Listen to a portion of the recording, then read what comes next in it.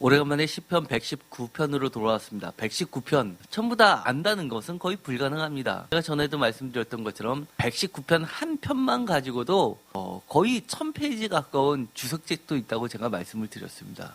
그러나 이 119편은 말씀을 읽으면 읽을수록 진국이다 라는 말이 생각날 정도입니다. 처음에는 너무나 비슷비슷해 보이지만 자꾸 읽으면 읽을수록 그 차이점들이 얼마나 분명한지 우리가 알게 됩니다. 기억하시는 분도 계시겠지만 다시 한번 오래됐으니까 복습 차원에서 중요한 포인트를 짚어보도록 하겠습니다. 이 시편 119편은 성경책을 대충 반으로 딱 펼쳤을 때 정가운데 놓입니다. 그리고 성경에서 가장 긴 장이기도 합니다. 특징은 이 119편은 알파벳으로 히브리 자음의 알파벳으로 만들어져 있다고 말씀을 드렸습니다. 모두 22자로 되어 있는데 각 글자마다 8행씩 구성되어 있어서 총 22연으로 구성되어 있습니다.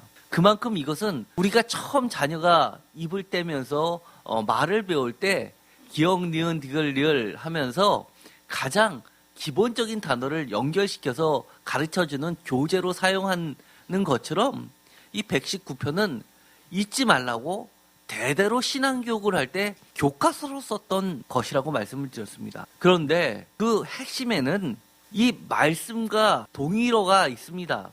이음 동의어라고 하는데 글자는 틀리지만 뜻은 같습니다. 총 8글자입니다. 총 8개의 이음 동의어를 보면 거기다가 비슷하지만 이음 동의어 8글자에는 포함되어 있지만 비슷한 뜻을 가진 두 단어 대렉, 길이라는 것과 아랍어라는 단어를 합치면 총 193개가 나와서 무려 176절보다도 훨씬 많습니다.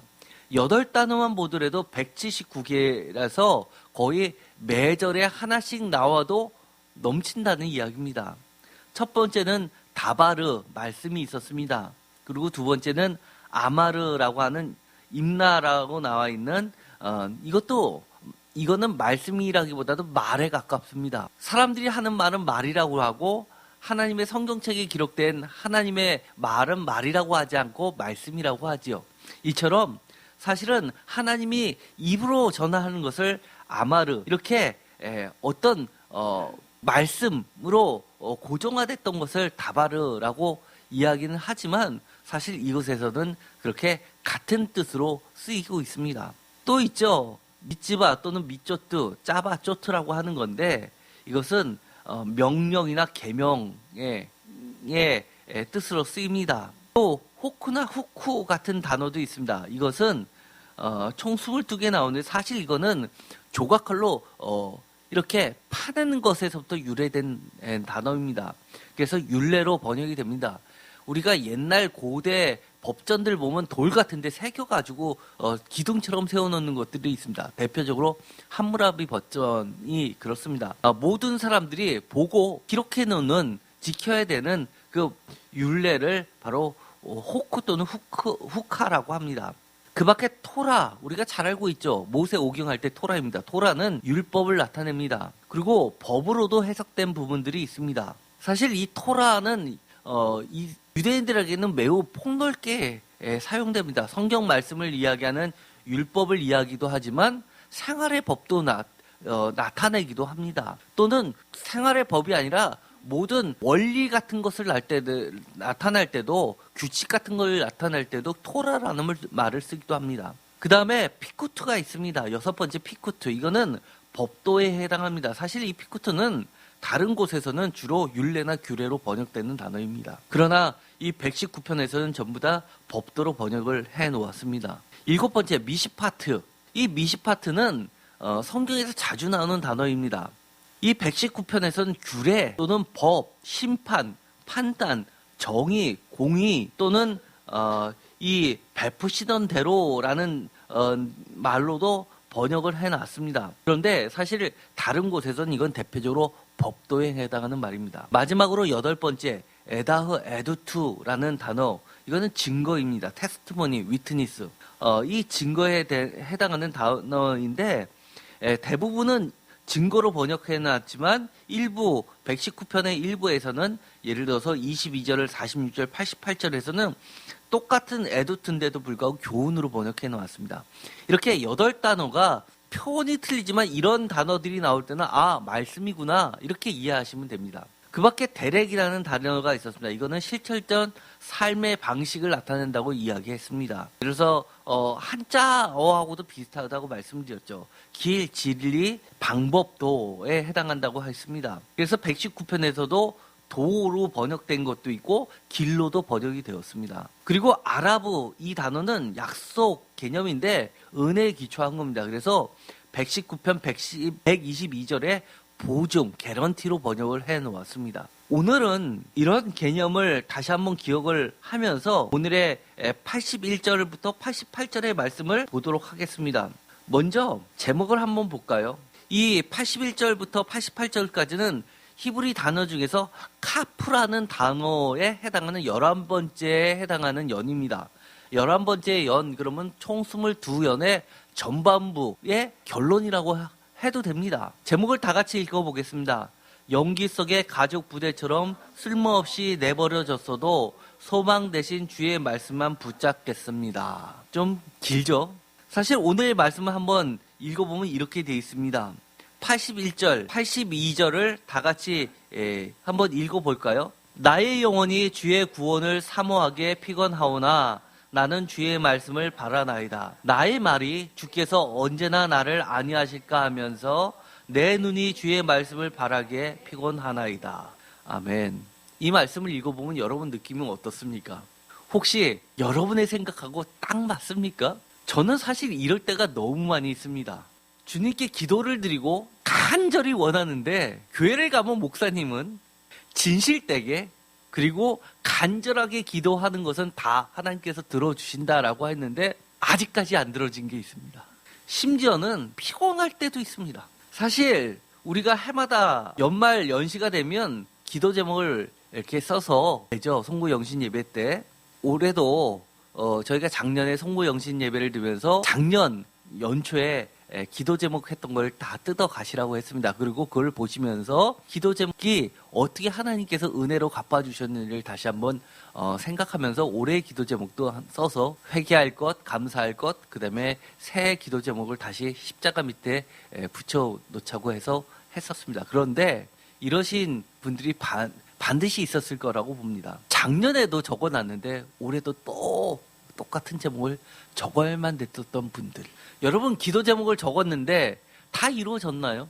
정말 또다시 반복하면서 그렇게 적는 이런 모습은 사실 우리에게는 어떻게 보면 익숙한 모습입니다. 저도 그렇습니다. 차라리 이루어지면 좋고 아니면 말고 그런 거라면 상관이 없는데 정말 절박한데 또 한 해가 지났어.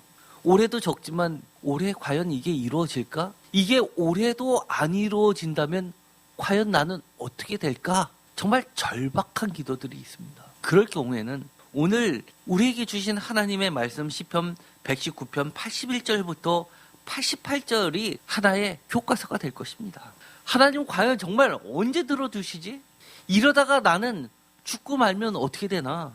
마음만 지치는 게 아니라 정말 이제 육체까지도 병이 나서 더 이상 버틸 힘도 없는데 내가 죽고 나면 이게 다 무슨 소용이야? 혹시 내가 어떤 신기를 쫓고 있는 거 아닌가? 사람들이 하나님이 계시다고 하고 또 주변에서 나는 하나님 기도 제목을 이렇게 들어졌다고 응답받았다고 하는 것에 내가 자꾸 속으면서 나도 모르는 사이에 그렇게 주입돼서 흘러가는 거 아닌가? 라고 생각이 드시는 분도 계실 겁니다. 차라리 이러신 분도 있을 겁니다. 아예 하나님이 딱 분명하게 이건 아니야. 그 기도 제목은 안 들어줄 거니까 더 이상 기도하지 말고 다른 기도 제목을 내놔. 라고 얘기해 주시면 오히려 속이라도 편할 수 있을 것 같습니다. 아예 그거 포기하니까. 그런데 아무리 그렇다고 해도 우리가 포기할 수 없는 것들이 있습니다. 너무나 절박하기 때문에 남들이 그거 설마 되겠어? 아니면 그건 너무해. 그거는 크리스찬으로서 좀 간과하기가 그렇지 않아? 너만 하나님 믿어? 라고 해도 포기 못할 것들이 분명히 있습니다. 예를 들어 볼까요? 나의 생명과 관련된 것, 내 자녀의 문제 또는 우리 부모님의 문제 이런 거 포기할 수 있습니까? 결국 포기할 수 없는 겁니다. 순간 잊을 수는 있지만 모든 사람이 다 잊어먹을지 모르지만 나만큼은 잊어버리지 못할 절박한 것이 있습니다. 심지어 어떤 분들은 그렇습니다. 먹고 사는 문제 그만 기도하라고. 그러나 먹고 사는 문제 흔들리면 신앙도 흔들릴 수밖에 없습니다. 저는 이 주기도면 주님이 가르쳐 주신 기도 세상에서 가장 위대한 기도라고 저는 믿고 있는데 거기에도 이런 말씀이 있습니다. 오늘날 우리에게 일용할 양식을 주옵시고. 절박한 기도는 누구에게나 어떠한 이유를 들이대도 포기하지 못할 충분한 가치가 있는 겁니다.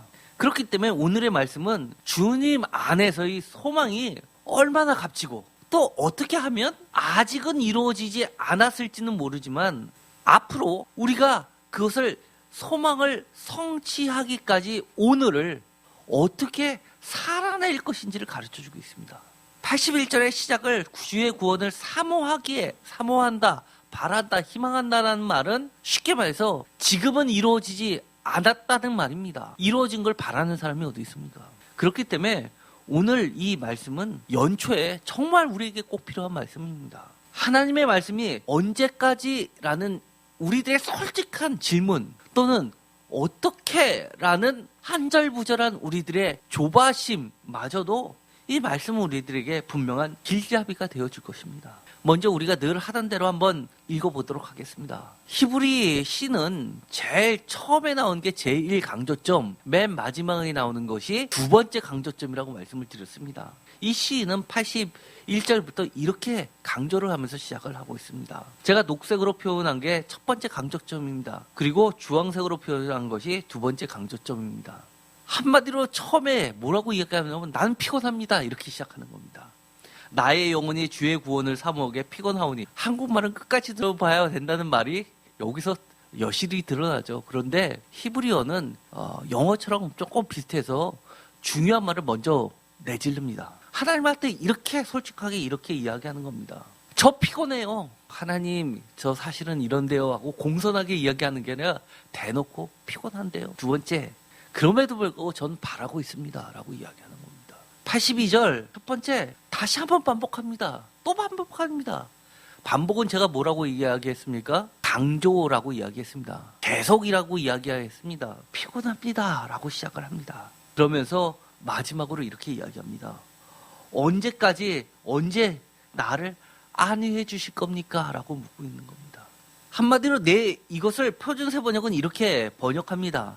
피곤한다라는 것을 내 영혼이 지치도록이라고 표현을 했습니다. 이 지친 영혼이 회복할 수 있는 것, 힘을 낼 수 있는 것은 하나님의 위로뿐이 없다고 이야기합니다. 82절에 보면 표준세 번역은 주님께서 나를 언제 위로해 주실까 하면서 주의 말씀을 기다리다가 시력까지 잃었습니다. 공동 번역은 아주 재밌게 번역했습니다. 눈 빠지게 기다립니다.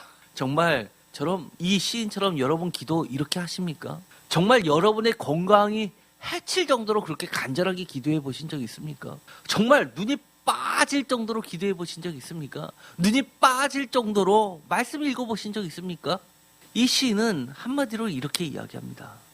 주의 구원을 사모하는데 내 희망을 모두 주께 주의 말씀에 걸어두었다는 겁니다. 즉 주의 말씀이 나의 지금 이 위기에 하나의 버팀목이 되고 있다는 겁니다. 한마디로 우리의 기도 응답이 느려지면 느려질수록 우리는 지치게끔 되어 있지만 기도의 결실을 어떻게 하면 맺을 수 있을까?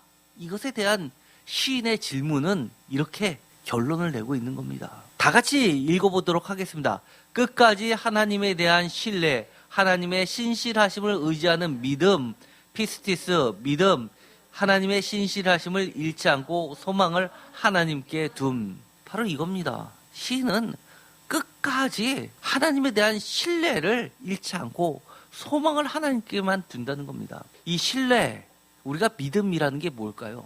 믿음, 헬라어로는 피스티스라고 합니다. 이 피스티스는 번역을 할 때 보통 믿음으로 번역을 하는데 똑같은 단어인데 다른 어떤 구절에서는 하나님의 신실하심으로 번역을 합니다. 사실 이 믿음이라는 게 뭐냐라고 하면은 나의 믿음을 이야기하는 것보다도 하나님의 신실하심, 나의 믿음과는 비교할 수 없을 정도로 그 크신 하나님의 신실하심을 내가 의지하는 게 믿음인 겁니다. 어떤 분들은 그런 분이 있습니다. 우리가 믿음을 키워야지만, 크게 해야지만 하나님이 주신다고. 우리가 키워봤자, 크게 해봤자 도대체 얼마나 클까요? 우리는 정말 크게 키웠다고 하는데 주님은 이렇게 이야기합니다.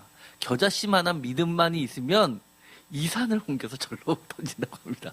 우리가 이 산을 옮겨서 저쪽으로 던질 만한 믿음이 없다면 우리의 믿음은 겨자씨만한 믿음입니까? 그것도 되지 않는다는 얘기입니다. 눈에도 보이지 않는 겁니다. 그런데 뭘 키웁니까? 하나님의 신실하심이 우리의 믿음하고 비교할 때는 항상 그게 먼저이고 앞서 있습니다. 하나님이 우리를 얼마나 사랑하시는지 그것을 우리가 알아가는 과정입니다. 신앙생활이라는 것이. 신앙생활 다른 거 있나요? 믿음생활? 이것은 하나님의 사랑을 젖어가는 과정입니다. 83절은 히브리어는 아주 중요한 말이 사실 번역 속에는 빠져 있는데 영어 성경에는 들어가 있습니다. 맨 처음을 어떻게 시작하냐면 이 갈고리 모양처럼 되어 있는 게 카프라는 건데요. 카프 단어 중에서 제일 많이 아마 쓰인 단어가 이 키라는 겁니다. 키라는 거는 왜냐하면으로도 번역될 수 있는 단어입니다. 그래서 영어로는 for로 번역을 주로 합니다. 83절에 이렇게 시작합니다. 왜냐하면 내가 피곤한데 왜냐하면 이렇게 이야기합니다. 그리고 84절에 제일 먼저 강조하는 것은 얼마나 되나이까, 얼마나 직선적으로 이야기하는지 모릅니다. 도대체 하나님의 기도 제목이 얼마나 걸릴까가 나한테는 중요한 문제인 겁니다. 그것이 내년에 들어줘도 상관없으신 것과 반드시 올해 안에 들어줘야만 되는 것, 그것 중에서 뭐가 더 중요한 겁니까? 시간이 짧아야지만 되는 것이 사실 더 중요한 겁니다. 이 시인은 83절에 이렇게 이야기합니다. 이 83절은 정말 내가 시적인 표현 중에서 멋진 표현입니다. 다 같이 읽겠습니다. 내가 연기 속에 가죽부대 같이 되었으나 주의 율례들을 잊지 아니하나이다. 연기 속의 가죽부대, 표준세 번역은 이렇게 번역합니다. 내가 비록 쓸모가 없어서 내버려진 가죽부대처럼 되었어도 라고 번역을 합니다. 공동 번역은 연기 속의 가죽부대라고 이야기합니다. 이 연기 속의 가죽부대라는 이 말은 70인역은 이렇게 번역을 해놓습니다. 70인역은 헬라어로 기록이 됐고 이 마소라텍스는 히브리어로 번역이 되었는데 이것을 이해하기 어려우니까 이렇게 바꿔놓았습니다. 성애가 가득 낀 술부대가 있는데 그 앞에 곰팡이처럼 막 뭐가 잔뜩 낀 거, 이것은 술부대로 적합하지 않은 쓸모없는 겁니다. 쉽게 말해서 모르고 가죽부대를 부뚜막 위에다 걸어놔서 쪼글쪼글해서 갈라지기 시작합니다. 가죽이. 그러면 터지게끔 되어 있죠. 그 가죽부대는 더 이상 쓸모가 없어서 버려야만 되는 겁니다. 볼품없고 쓸모없이 내버려진 나라는 겁니다. 그런데 시인은 이렇게 이야기합니다. 83절 하반절에 보면 주의 율례들을 잊지 아니하나이다. 이렇게 번역했는데 표준세 번역은 이렇게 번역합니다. 주의 율례만은 잊지 않습니다. 라고 번역합니다. 공동 번역은 나는 당신의 뜻을 잊지 않으리이다. 라고 의지를 나타냅니다. 이 이야기는 뭐냐면 남들은 내가 이제 유통기한이 지났어, 이제 버려야 돼, 쓸모없어 라고 할지는 모르지만 그야말로 있으나 마나한, 있어도 투명인간 취급되는 존재일지는 모르지만 그러나 나는 어떻게든 발버둥 치면서 주님의 율례만큼은 잊지 아니하려고 애쓰는 성도입니다. 한마디로 하나님의 말씀만을 의지하는 성도입니다. 어떤 사람은 그런 것을 보면서 이런 얘기 많이 하죠. 뭐 하나님이 밥 먹여줘? 성경책이 뭐라도 돼? 교회가 밥 먹여줘? 놀림을 지금도 이렇게 받는 사람들을 우리는 종종 주변에서 보게 됩니다. 그러나 주님은 그런 성도들을 우리에게 뭐라고 이야기하시냐면 그런 사람이 천국 교제, 이것은 알파벳으로 되어 있는 신앙 교제입니다. 그런데 이런 교제에 못 박아가지고 이렇게 뚜렷이 기록해 놓으면서 천국 교제로 사용하고 있는 겁니다. 하나님을 멸시하는, 우습게 보는 악인들의 눈에는 유효기간이 다 돼서 버려야만 하는 소모품처럼 무가치한 존재일지는 모르지만 하나님에게는 하나님 자신의 이름과 영원히 패하지 못할 약속의 말씀을 걸고 하나님이 직접 싸워서 지켜내셔야만 할 너무나 소중한 믿음의 백성이요, 성도, 지난주에 말씀을 드렸죠. 하나님이 가까이 두시는 생명의 자녀라는 겁니다. 85절에 보면 반전이 일어나고 있습니다. 85절에 팠나이다 라고 시작합니다.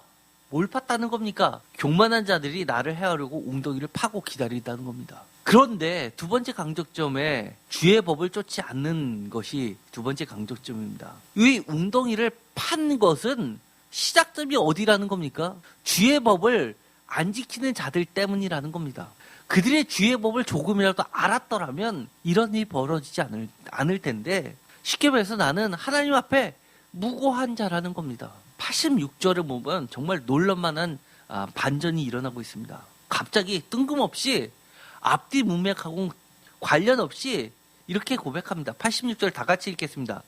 주의 모든 계명들은 신실하나이다. 그들이 이유 없이 나를 핍박하오니 나를 도우소서. 첫 번째 강조점에 주의 모든 계명은 이라고 이야기를 합니다. 마지막 두 번째 강조점은 나를 도와달라라고 강구합니다.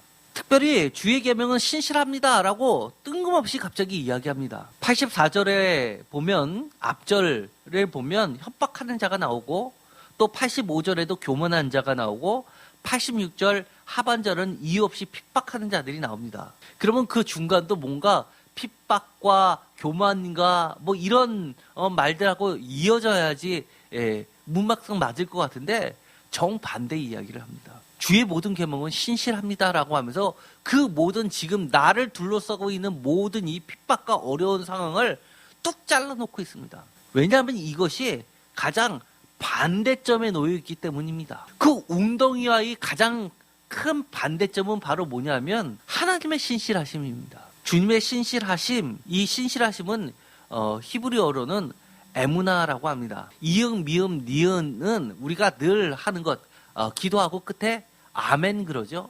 이것과 동일한 어근을 가지고 있는 겁니다. 진실, 확실, 성실, 믿음, 믿음직함 같은 걸로 번역이 됩니다. 다 끝나고 예수 그리스도의 이름으로 기도드렸습니다. 아멘 하는 것은 내가 이렇게 기도한 것을 하나님이 확실하게 들어주실 것을 나는 믿습니다라고 하는 겁니다. 그리고 하나님은 진실하기 때문에 그것을 반드시 이행해 주신다는 고백인 겁니다. 쉽게 말해서 많은 웅덩이가 있어도 뭐라고 이야기하냐면 하나님의 신실하심이 내 소망의 기초석이라고 이야기를 하는 겁니다.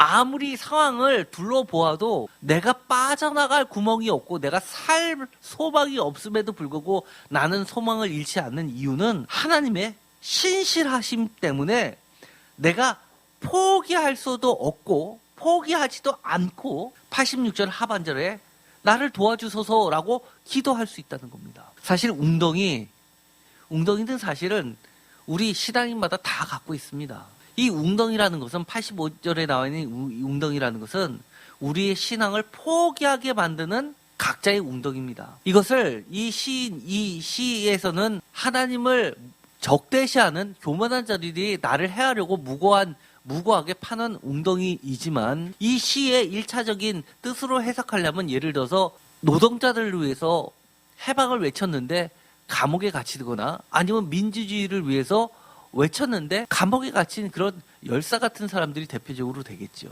또는 일제시대 때 항거했던 투사들이 되겠죠. 그러나 오늘날의 이 구절은 신앙인에게는 사탄들이 우리의 신앙을 포기하게 만드는, 우리의 소망을 꺾어버리게 만드는 파놓은 웅덩이일 수 있습니다. 그래서 우리 인생길 주요 길목마다 사탄들은 몰래 웅덩이를 파놓고 우리를 그 웅덩이에 빠져서 신앙을 포기하게끔 만들기를 기다리고 있습니다.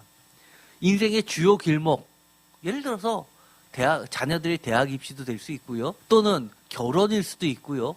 또는 우리의 중년이 돼서 건강이 될 수 있고 직장이 갑자기 흔들리는 경우도 있을 수 있는 겁니다. 이 신앙의 웅덩이는 각자의 인생의 길목마다 놓여 있는 겁니다. 어떤 사람은 그 웅덩이 때문에 신앙을 포기하는 사람도 있고, 또 어떤 사람은 더욱 하나님 앞으로 나아가는 과정으로 또다시 하나님의 사랑을 경험하게 만드는 기도 제목, 즉 소재나 영적 승리의 전리품뿐이라라고 생각하게 하는 사람도 있는 겁니다.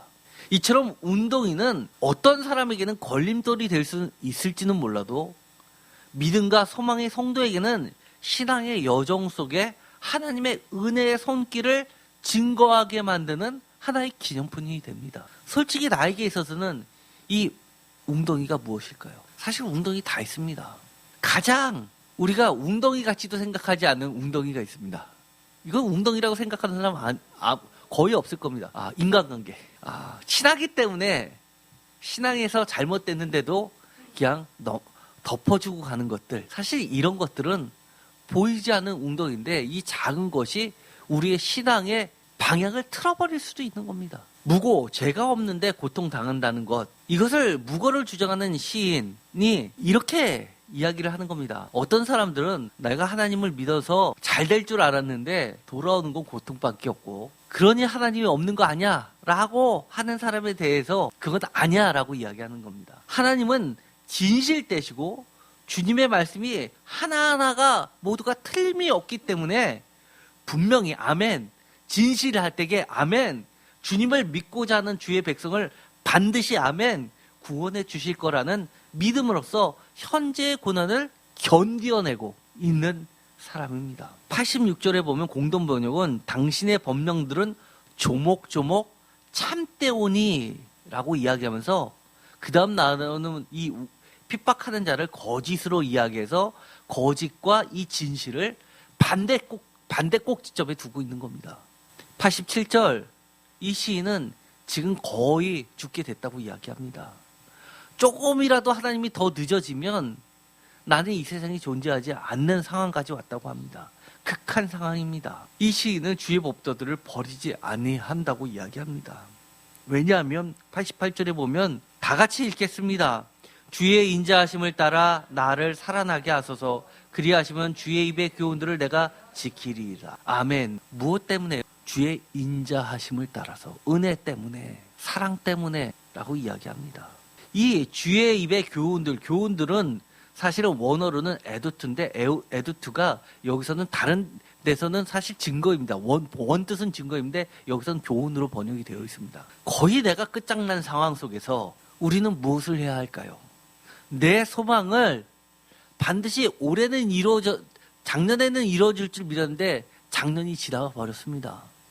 더 이상 버틸 힘도 없는데 거의 끝장난데 지금 내가 무엇을 해야 합니까? 이 시인은 이렇게 이야기합니다. 87절 다 같이 표준 세번역과 공동 번역을 다 같이 읽어보겠습니다. 이 땅에서 그들이 나를 거의 끝장을 내었지만 주의 법도를 나는 잊지 않았습니다. 이 땅에서 저들이 이 몸을 거의 죽여놓았어도 나는 당신의 계명들을 버리지 않으리라. 나는 어떻다는 겁니까? 주의 법도를 잊지 않는다 또는 버리지 않는다라고 이야기합니다. 더 나아가서 88절에는 뭐라고 이야기하냐면 지키겠다고 이야기를 하는 겁니다. 지금 어렵습니다. 단순히 이 시인은 내 기도 제목을 들어달라는 게 내가 지금 절박하니까 힘드니까 라고 이야기하는 것이 아닙니다. 이 88절을 보면 뭐라고 이야기를 하냐면 단순히 내가 살려달라고 하는 것은 장수하기 위함이 아니라 주의 입의 증거를 계속해서 지켜나가고 싶기 때문이라고 이야기를 하는 겁니다. 너무나 멋지지 않나요? 사업장을 이렇게 어려운데 사실 월급 받으면서 살아도 되는데 왜 굳이 사업을 어렵지만 합니까? 하나님의 일을 더 감당하려고 합니다. 직장 그렇게 어려운데 조금 때려치고 조금 더 쉬운 걸로 찾아보면 되는데 왜 지금 바등바등거리면서 이 직장 계속 유지합니까? 우리에게 허락하신 이 삶터에서 하나님의 역사하심에 내가 먼저 포기하고 싶지 않아서입니다. 하나님이 포기하시지도 않는데 내가 먼저 손들어 버리는 것, 이건 어떻게 보면 이 크리스찬으로서 직무유기 아닙니까? 베드로전서 3장 14절에는 이런 말이 나옵니다.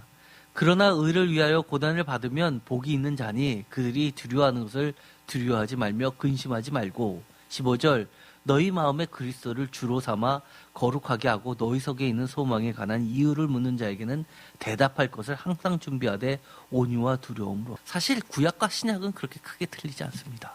우리 인생에 늘 웅덩이가 오게 되고 바둥바둥 정말 고난을 받는 경우가 있는데 그래도 감사할 것은 뭡니까? 우리의 잘못 때문에 어려움을 겪는 것이 아니라 정말 하나님이 이 고난 가운데서 선하신 목적을 위해서 우리를 사용하고 계시다는 것 때문에 우리가 이겨낼 수 있는 것 아닙니까? 로마서 8장 23절 바울도 이렇게 이야기합니다. 그뿐 아니라 또한 우리 곧 성령의 처음 익은 열매를 받은 우리까지도 속으로 통식하여 양자될 것 곧 우리 몸의 성령을 기다리느니라. 우리가 소망으로 구원을 얻었음에 보이는 소망이 아니니 보는 것을 누가 말하리. 믿음으로 구원받는다라고 이야기하지 않고 여기서는 독특하게 소망으로 구원을 얻는다라고 이야기합니다. 사실 이 소망에는 믿음이 깔려 있습니다. 어떤 믿음입니까? 하나님의 그 신실하심에 대한 믿음이 깔려 있는 겁니다. 그래서 소망으로 구원을 얻는다라는 말은 또 믿음으로 구원을 얻는다는 말하고도 통해져 있는 겁니다. 다시 한번 반복해 볼까요? 하나님의 신실하심은 이렇게 이야기합니다. 81절에 나의 영혼이 주의 구원을 사모하게 피곤하오니 나는 주의 말씀을 바라나이다 라고 시작하고 있고, 맨 끝날 때 88절 주의 인자심을 따라 나를 살아나게 하소서 그리하시면 주의 입의 교훈들을 내가 지키리다 라고 하면서 이 시인이 81절에서부터 88절까지 강구하는 것은 주의 구원입니다. 내가 살아나는 겁니다. 그런데 그 가운데는 이 소망의 핵심에는 무엇이 있냐면 88절에 보면 주의 인자하심을 따라, 그리고 우리가 그 많은 웅덩이 가운데 하나 뚝 자르면서 이야기했던 반전을 이루는 말, 하나님의 신실하심, 86절에 주의 모든 계명들은 신실하나이다 라는 믿음의 고백 가운데서 이 모든 소망을 전개해 나가고 있는 겁니다. 구체적인 기도 제목 생명 외에도 81절의 구원 또는 82절의 기도의 응답, 예를 들어서 82절에는 아니라는 말로 나타나 있고요. 또는 88절의 인자하심으로 나타나 있는 하나님의 친밀하심입니다.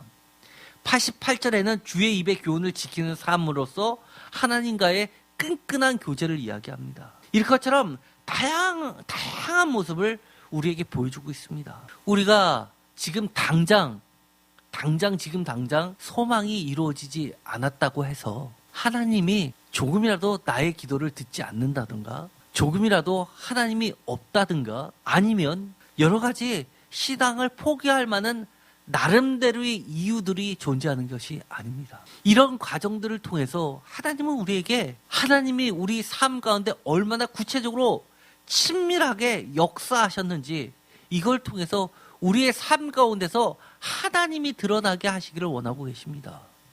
그러니 오늘 새해가 시작될 때 비록 작년에 했었던 그 기도 제목을 올해도 슬픈 마음으로 절박한 심정으로 다시 적으셨다 한다면 오늘의 말씀이 여러분에게 삶의 힘이 되시기를 간절히 축원드립니다. 주의 종의 날이 얼마나 되나이까, 이 말은 제가 가끔 과연 내가 내년에도 살 수 있을까? 내년이 아니라 내일도 내가 아침에 눈을 뜰 수 있을까? 하고 하는 말처럼 들립니다.